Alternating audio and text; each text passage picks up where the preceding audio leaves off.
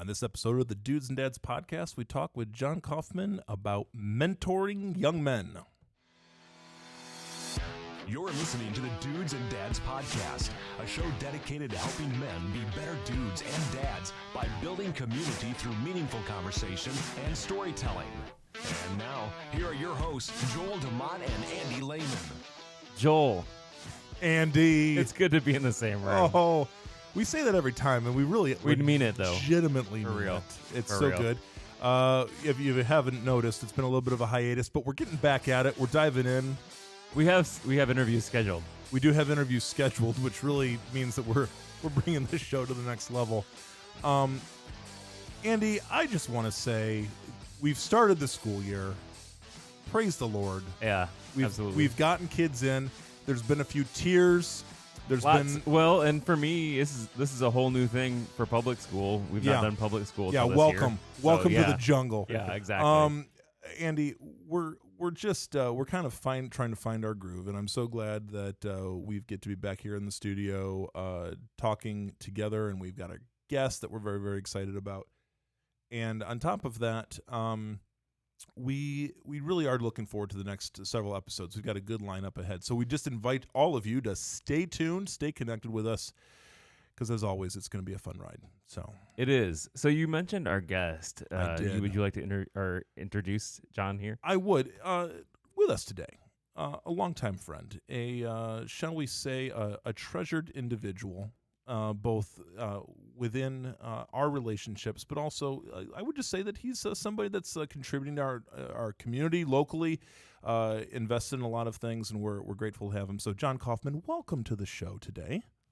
Thank you. It's good to be here. Yes, you'll find out how good it is soon, because we're just going to riddle you with questions. I say wait till the pop quiz, and you'll maybe not be saying the so same many thing. so many times the interview starts off strong. People are like so glad to be here, and by the end they're like, I don't want to do this again. Never again. Like a roller coaster that just went wrong. But no, we think we'll finish strong. It's gonna be good. So today we've got John in here. Really, because we want to hear his story, hear his conversation about how he's entered into a really significant mentoring relationship, and I would say really, from our faith perspective, a discipling relationship as well. But before we do that, Andy, I do just want John to kind of share with us what we like to call the dad stats. So, John, first and foremost, tell us about your family. Tell us about, and I always put guys on the spot, how long you've been married. So I really hope that this is fresh in your mind. He's looking strong. Okay, tell us about your family. Tell us about tell us about yourself. Introduce yourself to us. Okay. Married 31 years. A beautiful bride, Chris. Strong start. Excellent. Yeah. 2 young men, ages 27 and 29. No, that's not as important to know those times as the times you've been married, like the length you've been married. Yes. So, Okay. So you're the fact good. that he's remembered all things and he's close. When his sons are like, Dad, I'm at whatever. We'll give him that. We'll give him that. But I think I messed that up. I think it's 26 and 29, soon to be 27 and 29. So Gotcha. Yeah. Gotcha. They're later end of their 20s, though. Yes. So they're married. They're married. Both of them are married. Yes. He's launched them Yep. well. That's Wonderful women. Yes. Yes. Awesome. Very thankful. And John, what do you do for a job? Work in the RV industry. Surprising. I know. Surprise. Yeah. For those of our distant listeners, we are located smack dab in Elkhart County, also known as RV capital of the world. Which in like 90% of the people somehow work in the RV Somewhere or industry. another. Somewhere. Yes, they are connected somewhere or another. So, John, when a few years ago, and you launched your sons off into the real world. You raised them up. You gave them a sense of purpose and direction in life, and you sent them out. And now you're empty nesters. Isn't it just time for you just to sit back and enjoy the fruits of your labor? You done well. Retirement is right around the corner, practically speaking. If nothing else, you've invested in some young men. Why don't you just call it quits? Why not just stop right there and and just call it good and pat yourself on the back. Yeah, that's a good call. Not exactly what happened, though. It'd have been around 4 years ago, so they would have been, one was doing YWAM, the other one probably about finishing up college, but just a little bit of that empty nest setting in, and really felt tugged to make a difference somewhere. And my passion's always been kids. Doesn't matter, younger, high school, whatever. But so I was testing the waters. I've done the church part, nothing. Yep. But I wanted to step away and do something out in the community. Is what I was really feeling that I wanted to do. So I was wrestling with that a little bit and testing a few different places, Google it first. And, Yeah, right. and I saw Big Brothers Big Sisters, and one day in the office there, I had a vendor come in, a salesman that comes in and calls, and we build a relationship, so forth. And I said something to him. I was like, "Yeah, I've been wrestling with this. Maybe doing do you know anything about Big Brothers Big Sisters?" And right away he's like, "Oh, I got a big." And whoa! I mean, this guy's 40-some years old, and he's saying, "Yeah, I've got a big brother. My dad passed away when I was 11. Wow. And my mom enrolled me into the Big Brothers Big Sister program, and we still stay in contact today." It's like, okay, that's then. awesome. Yeah. Wow. I guess this is what I'm going to be signing up for. Oh, that's Awesome. amazing. Yeah. That's amazing. So that's what got me down the road of venturing that way. So I made contact and did the normal, and of course they were ready to receive any help.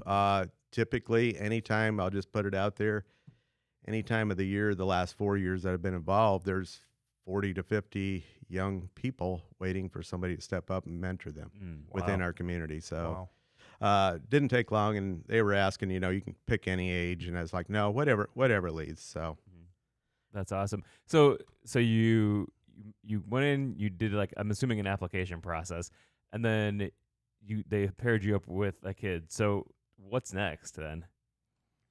right, it's a process. They'll come out and they'll interview at the home, and it's a pretty thorough process. But the goal is that you would stay with this person, young man, until they graduate high school, and do an activity of some kind twice a month, every other week. So that's kind of where that started. Awesome. So for you, how old was your little brother when you started here? He was 7 years old. 7 Wow. years old. Yeah. And I'm confident that you can maybe give us you were considerably older than 7 years old yourself. Did that intimidate you to any degree? Because I know for me it's like I'm okay with my 7, 8 year old, and I'm sometimes okay with some other people's 7 or 8 year olds, but I mean there's kind of a learning curve there, I would imagine. There is a little bit. He was very kind of shy, and that it didn't intimidate me. I was excited. I was trying to make a difference and just pour into young man. I'm an outdoor person, so I know in my head I'm thinking we're going hunting, we're going fishing, we're going to be doing all this stuff that guys, and he wouldn't normally have a chance to do any of that stuff. So, yeah. So how did that go? Was he somebody? Did he take to that outdoor stuff, or was he an indoor kind of kid? That's a great point, and that's where God totally provided the right person. That's awesome. That's awesome. Because I didn't know how that would go, and he absolutely loves the outdoors. Yeah, for That's sure. good. That's good. When you think about the kind of the longevity, I mean, you mentioned, so you've been at this for a few years now. I mean, is it your hope that you would continue on just as you have been, and obviously as you've heard stories from other people, like, hey, we still stay in touch all these years. Yeah. Like, how have you thought about that? Yes, I anticipate, we talk about it, that this is a lifelong thing. Even if he moves away or whatever, we'll be in contact in one way, shape, or form. But it's been really a great blessing getting together with him.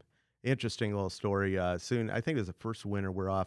Okay, bring a buddy. So somebody from the apartment complex comes along, a young man. We're off sledding. So I said, this will be fun because besides that, I don't have to walk the hill all the time, maybe, and they they can ride together. But we stopped at Culver's afterwards and started talking there, and it wasn't long at all. This young man's is like, yeah, I've never met my dad. He was in gangs and was shipped off, and I've never met him. So I was like, whoa, now I have two. Yeah. I mean, we still do activities every now and then, but yeah. it was just interesting how that happened. It's quite evident out there. Do you feel like you would have ever been, I mean, apart from this Big Brothers Big Sisters experience, like you would ever have been put in a context where you'd be able to even have conversations like that? I mean, it just seems like it's a unique window that's provided to you to speak into some places that, like around this table, like there is a sphere of life that we find ourselves in, and sometimes we just don't know what we don't know. We don't know what else is out there, and part of that's just our own kind of lack of regular experience with it. What kind of world, what new realities maybe have you been presented with during this experience that have kind of maybe opened up your perspective on some things, or gotten you to think about some things in a new way or differently, or something like that? Yeah, exactly. It did. Without that, I wouldn't have had that avenue. And being in contact with some of his friends, whether we do some other activities at times, but yeah, it was a great opening. I also coach high school golf, so that gives me another perspective of seeing what the kids are in, how much it's changed, and just conversations with what they deal with through the school year is quite eye-opening, and to listen to that. So you take your little brother out, every other week. What are some of the activities that you do? You mentioned, you did sledding in Culver's, but what else do you do with them? As of today, he's harvested 3 deer. So. Oh, Nice. Sweet, yeah. Boy. But probably the big one that we did, and it was in the middle of COVID. It was just it was a great trip. We did a Boundary Waters trip and just got unplugged. It was just absolutely fantastic. That's awesome. You cannot beat, I do not care, you cannot beat a Boundary Waters trip. I was just talking with my boys about it last night, and they said Micah and Eli, They need to go. we need to do my a trip. boys would love to do that, so we need to okay. get on that. Well, that's on the list. And I didn't know how he'd respond because Yeah. this is not. I mean, we've done small things, but he absolutely excelled. He can't stop talking about it. That's he wants to awesome. go again. That's right. Yeah, And again, up there, it's there's outdoor activities, and then there's Boundary Waters activities. Yes, it is. Which right now, they're closed down right now. The fires that are up there, and hoping to open back up again. But it just seems like stuff's burning everywhere right now, and it's just Literally and figuratively. literally and figuratively. Oh my goodness. Oh my goodness. Yeah. So John, I would also be just interested in hearing from you on, because you mentioned this as a coach, as a golf coach with young men, and with your current experience with Big Brothers Big Sisters.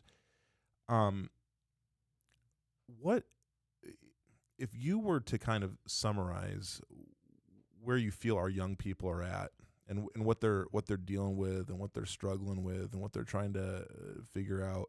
What's your sense of that right now? Yeah, I think it's really tough. I do, and that's one of the things that motivated me. I watched where other men would pour into my sons, where the father figure's there, but yet there's a new influence when it's somebody that's not your dad that's pouring into him. Yep. So just the pressure of divisiveness, somebody believing in him. I think that's probably the biggest thing is, no, I believe in you, and that goes totally against what a lot of stuff they're hearing these days, I think. And so that's been really good.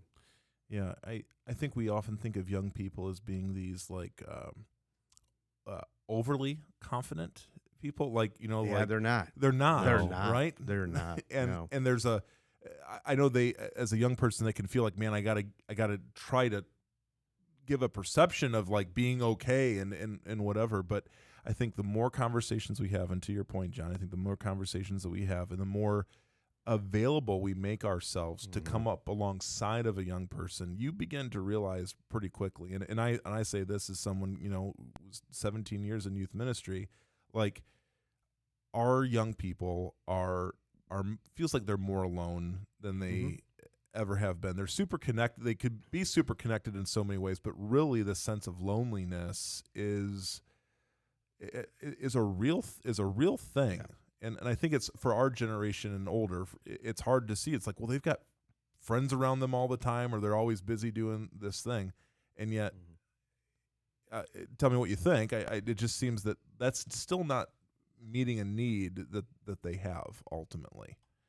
Yeah, absolutely. I think they are so connected, but yet it almost, lack of a better term, a real connection doesn't happen. And realizing that, if you make a bad step, it's okay, to reach out because, it does happen during the years and whatever age they're at, whether it's high school or still middle school or elementary. Yeah. Yeah, going back to your point, I definitely think that you'd mentioned that even kids that have father figures involved in their life, they need another man to step in. That's something I've always said. For my boys, I was in the youth group, but I was leading the youth group, but I hated being their small group leader because I wanted some other male figure to pour into them, and I think that's critical because as their dad, they don't necessarily want to listen to us, or they think, oh, they're just my dad. But when another man can step in and teach them, they're more likely to listen, I think. When you think about kind of reflecting on your own, like parenting two boys, which parenting boys is like it's a unique thing. I was parenting 3, and then I had a little girl, and I'm like, It threw you off your game. It's just like really threw me off my game. But I just recognize, like, as you think about your own parenting and you think about kind of the journey of that and what you wanted to instill in your sons, what would you say the crossover is between kind of the parenting that you did for your sons, your biological sons, and now as a big brother? What's the crossover, like the things that you really hope that your little brother gets from this? What are the things? And maybe there's some things that are like, I'd be interested. How much of it is you like having the direct conversations with him versus modeling some things and showing some things, and what does that look like if you're kind of thinking what the overlap between the two is? I think the biggest thing, I'm a lot older, so I like to think I have gained wisdom. Yeah. So it is different, but there's some things that interchange there. And to have those conversations of when you have made some missteps in school, and we have some really good conversations, and not that happens often, but it has happened. So open about it, but the goal is, you can do whatever you want. I mean, God's going to provide, and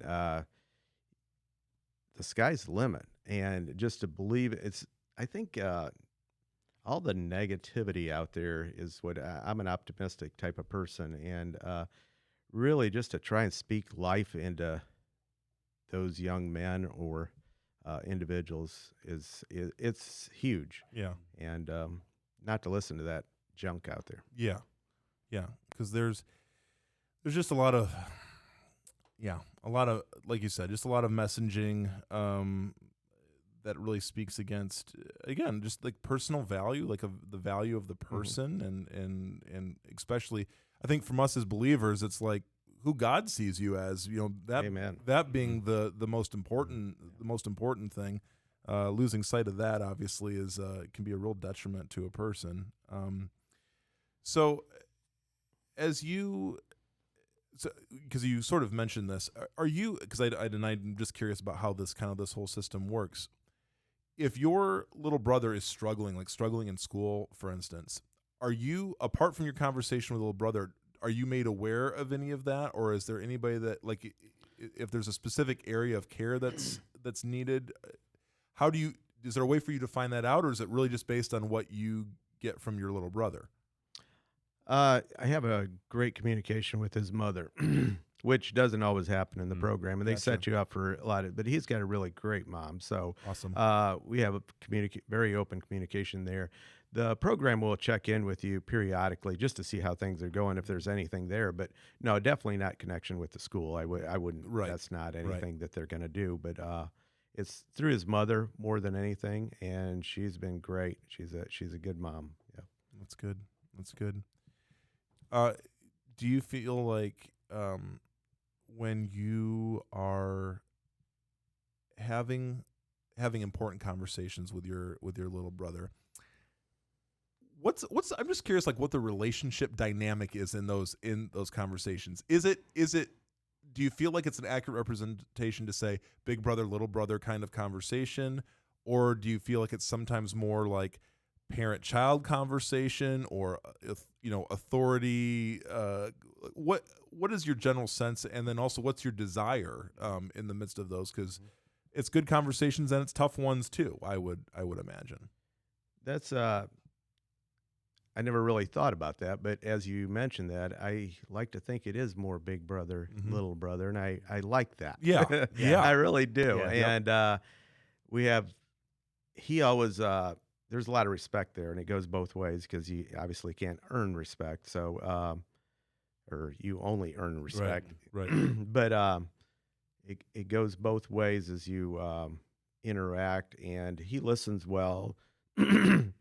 Very, very well mannered, and yeah, I don't know, kind of rambled there. I know. No, well, I think it's just a good observation to say, even because I know sometimes as a parent, like if you're having a parenting conversation, a hard conversation,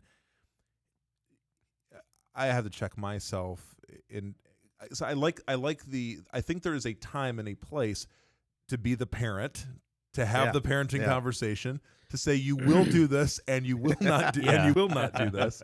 But there is also place. I mean, the dynamic of big brother, little brother, where listen, I don't have any. My personal ego is not at stake here. What I'm sharing with you is simply from a place of care, and not trying to make me look good, or not.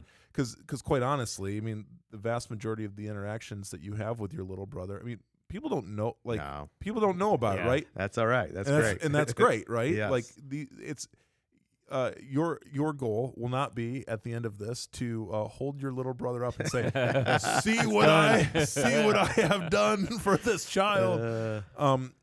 Which again, kingdom of God work is mostly in secret. It is mostly undercover. It is mostly in the work of mustard seeds and tilling soil. Yeah, absolutely. And those sort of things. But I'm interested in the dynamic of, for even us as parents talking to kids, when can we sometimes bring the perspective of, it's not about me inserting my authority here. It's more of a relationship, like a friend, not a friendship, but right. We're more of a peer relationship. Right. And sometimes, and I know some people push hard against that, like, no, I'm the parent, I'm the whatever. Well, if you exercising authority all the time in your relationship is like one of the key means by which you're communicating, and this is, I should say, this is probably true in many of our communication, whether it be in business or whatever the case is. If you exercising your authority in a conversation regularly is one of the key points that keeps on coming up, you just might need to check yourself. Right. You might need to take stock and inventory of what's my ultimate goal. What's my.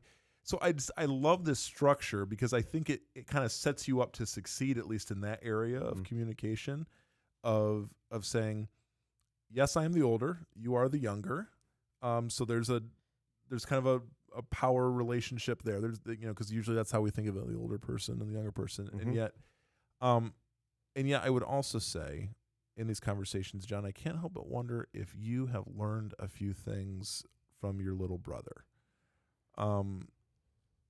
And that's what I think is interesting when you're thinking about those things and reflecting on that kind of stuff, where when power is not at play, when just a sheer authority is not in play, but rather a mutual relationship, like how that really, you can be kind of reverse mentored a little bit, and that's kind of interesting. I just wonder if that kind of resonates with you, or if that's something that you've maybe experienced or thought about. I can't really. You brought that question with and I couldn't think of anything off the top of my head that would have been like a disappointment. Mm. So I I'm certainly learned. There's Yeah. no doubt, but I can't think of what that would be off the top of my head. More than anything, just blessed by the friendship and just to see the appreciation and getting excited whether I show up at a game or something Yep. like that. Yep. But, it's a big time commitment, but you don't do it for that. I mean, No. you just do it, try and make a difference. Right. And so it doesn't feel like you're obligated to do it. Because it's the same philosophy. You get rewarded even though you're out doing Right. something, and That's you know good. that reverse psychology that I don't understand. Sure. That's good. So you said that your little brother was 7 right when you started, and that was 4 years ago. When he ages out, is this something that you would do again? And that's you probably have a long time for that, but is this something that you would do again? I would definitely recommend it. I will be quite a bit older.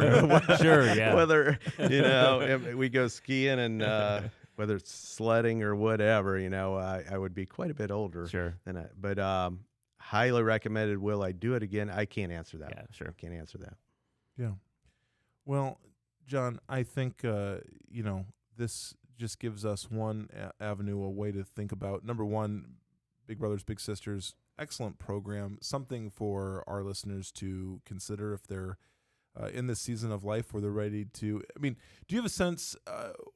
What's the age demographic of a lot of the Big Brothers? Because I can see empty nest, but I can also see probably like younger Big Brothers as well, kind of in the mix. Does there tend to be a kind of a pattern there as far as who's mostly engaging in this program? I really wouldn't call it a pattern. It Okay. really is very diverse, which Interesting. is great. Yeah. Yeah. And Yeah. it's national program, so it's out there. Do you Big Brothers ever get together and have a Big Brother ceremony? I don't know what that looks like. But We do have events, where littles would come, and then there's some fundraiser events you go Cool. to. There was Big Brothers, Big Sisters. That's coming up soon. They'll announce the Big Brother of the Year and so forth. But that's another big event coming up. Awesome. Andy, what I want to know is how we get John nominated for Big Brother of the Year. Is that like a petition? We need to figure that out. Thing? Do we have to? See, he's got an advantage now that he's come on a forum like this. We can just share, get your votes in now. But But I was actually nominated last year. well, okay. See, all right. He's due. Sorry. He's due. John.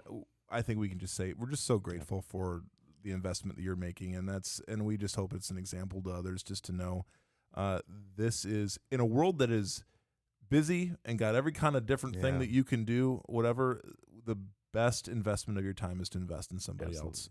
Yeah. I think you can't beat Yeah. it. And I will say, John has not aged in the last 4 years.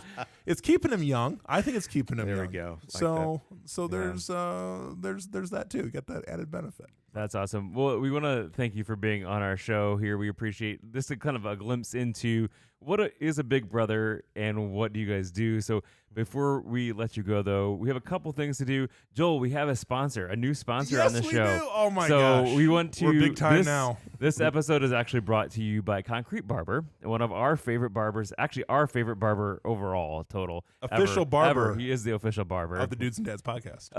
and he has some great hair care products. I'd never really thought about doing hair care until I was in there last time, and I'm serious. My son's bought some pomade, and it's great. I can't argue. So I would encourage you to check out concretebarber.com and his social medias because you will see all of the cool hairstyles he can do and the products. And quite honestly, DJ's got a really good, his social media presence, super encouraging, does all kinds of funny things. You can follow along. He recently did a trip out west. He did. It was pretty good too. I was impressed with that. DJ, we love you. We thank you for the support, and we want to send that love back because more people need to get themselves a real barber. For real. Come on now. Okay. All right. So, Andy, here we go. Now it's time for Dudes and Dads Pop Quiz. Thank you, Aaron. Okay, so we've shuffled the cards. We've seen Andy and I love this part now because now it's truly random. We never know what question we're going to ask. So Andy, I'm going to have you take. I get the first one? You get the first one. All right. To ask John. Well, this is good. What are you currently curious about? Oh, good one. what I'm gonna eat for dinner. Attaboy. Which is maybe only an hour and a half away. His wife is right outside the studio, so we'll hopefully get that fixed. All right, next question. When you were oh my gosh, this one's deep. When were your parents most disappointed in you? Oh, that cuts back. He's gonna have to. He's like, I've never shared this before, but Blank. No, many times. Many times. I'm trying to think of a big one. like I'm you sure stole there's the car or something like that, or maybe you're just like a really good kid. Wouldn't go there. All right, Andy, you get to ask the next. You get to All answer right, this so question. which band or artist, dead or alive, would you have play at your funeral? Oh. I love all kinds of music, so Bethel worship music. Oh, that's a good one. Yep. Boy, if That would be that'd be a amazing. funeral. That'd be a funeral I know. jam. It Everybody's would. like, man, we're sorry No, John that's cool. died, but like we're gonna get our worship on. I like that. That's I like that. That's fantastic. John, what would be your best day ever? If you could just name your best day, what would that look like? Probably be on a lake and it'd be very quiet. Good answer. This is a weird one. It's my last one, but it's a Good. weird one. What is your favorite body part about yourself? It's weird. Told you we didn't know. We didn't know. We didn't know. It has to be my hair. Attaboy. Attaboy. He's on That video. is right. If you, for those of you that are watching the video, you'll understand why that's funny. Let's see here. Oh, okay. It's a terrible question. I'm not asking. Wait. You got to I know, skip this questions, one- and I get to no, answer no, the ones. because it was not a Oh. question. Yeah. It's a question. I'll tell you what. I'll tell you what it was off air. It was a Okay. question that I didn't want. I just didn't want to. All right. I didn't want to ask John. Well, and I'll tell you why. Oh my gosh, this is even. If you could change anything about yourself, what would it be? I could run faster. That's a great one. I hear that. I hear that. Well, hey, Slow. John, you have congratulations. You've successfully completed the Dudes and Dads Pop Quiz, and hopefully are not regretting being on the show now. So that's so good. Good. Well, hey everybody, we thank you for tuning in to yet another episode. Absolutely. So glad to be with you. Make sure you check out all the social media, Dudes and Dads Podcast. .com. .com. And we love your feedback, so call our voicemail number, which is 574-213-8702. Dudes and Dads Podcast at gmail.com. If you've got recommendations for future shows, harsh criticisms, or you just want to say hello, feel free to shoot us a line. Until next time. Grace! And peace.